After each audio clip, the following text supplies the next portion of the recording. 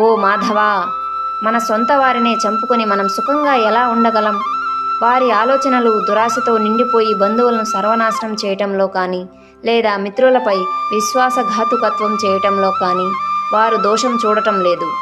కానీ ఓ జనార్దన, మనవారినే చంపటంలో ఉన్న దోషాన్ని చక్కగా చూడగలిగిన మనం ఈ పాపపు పని నుండి ఎందుకు తప్పుకోకూడదు? వంశనాశనం జరిగినప్పుడు ఆ వంశాచారాలన్నీ అంతరించిపోవును, మరియు మిగిలిన కుటుంబ సభ్యులు అధర్మపరులవుతారు. దుర్గుణాలు ప్రబలిపోవటం వలన ఓ కృష్ణ, కులస్త్రీలు నీతి తప్పిన వారవుతారు, మరియు స్త్రీల యొక్క అనైతిక ప్రవర్తన వలన అవాంఛిత సంతానం జన్మిస్తారు.